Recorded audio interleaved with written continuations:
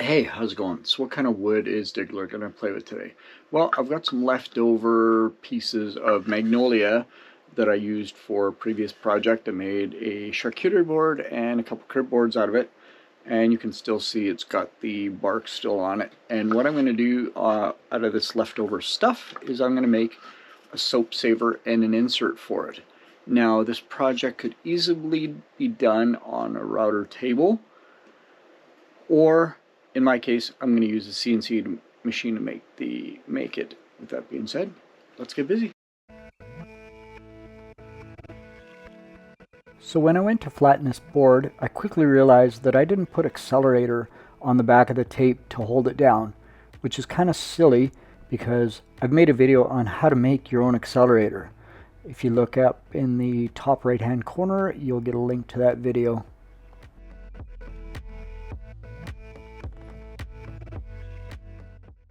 So once I've got it flattened, I'm going to use a 1/2 inch bowl and tray bit on the machine to first of all rough it out a little bit, and then it's going to do a cleanup pass towards the end.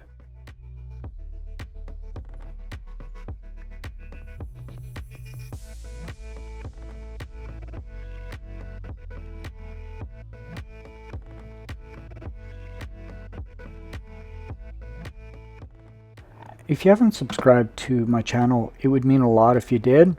It doesn't cost you anything, but it does help me out. So hit that subscribe button, and also do me a favor, leave me a comment down below. Tell me if you're going to make any of these, or if you have made one of these two-piece designed soap savers, or if you've made any kind of soap savers at all.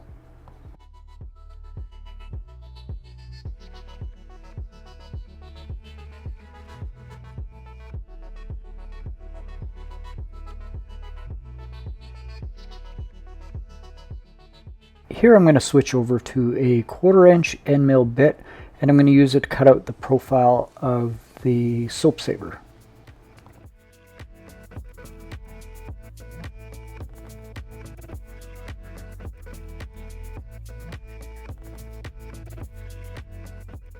Same thing here, a really quick pass to flatten it. Then I'm going to switch over to a 1/4 inch end mill bit to cut out the shape of the insert, which you'll see here in a second.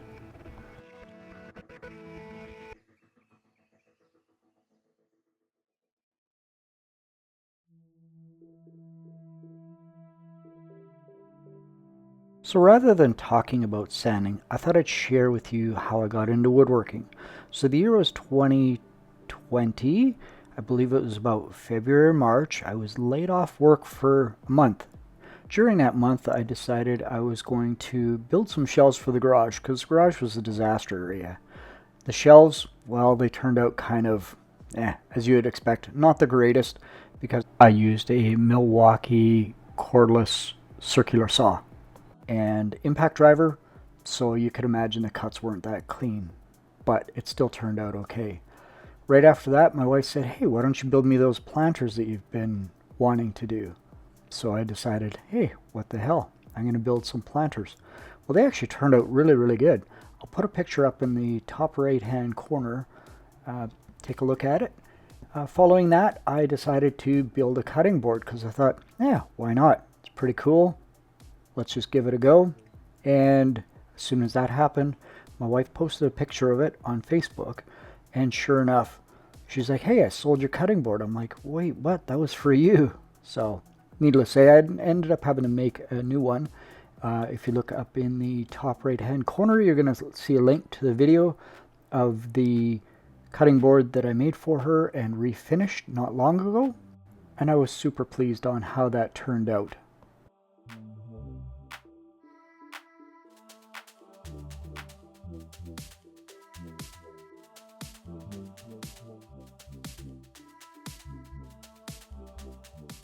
So the next video that I'm going to be putting out is going to be my very first end grain cutting board, redone using better tools than I had when I first started, to see what it looked like in comparison.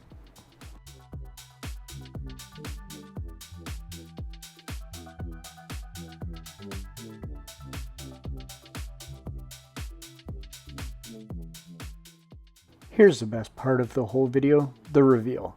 Doesn't that look great? Super easy to make, sells amazing at markets. If you haven't made any of these, you probably should.